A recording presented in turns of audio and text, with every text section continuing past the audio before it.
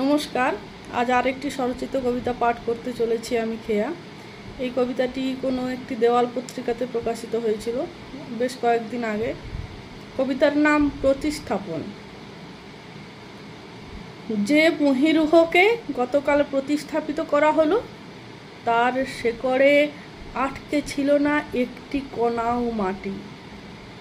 বংশচ্যুত বংশধরের লাগাম তো মৃত্যু সমান উঁচু।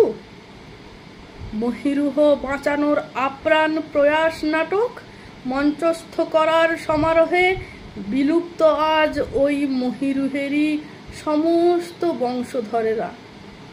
অসম্পূর্ণ লাশের বিছানাতে আধ শোয়া কাতরাচ্ছন্ন মহীরুহের দুর্দশা আজ সব্বার চক্ষু ঠুলিতে বিজয়মালা হাসিলের নিশ্চিন্তি যেন।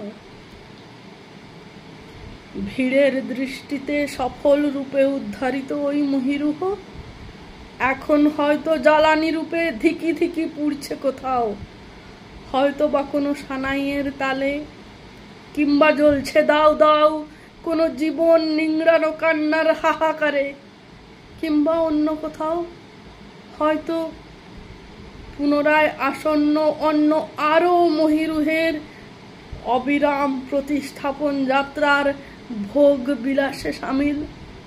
নমস্কার।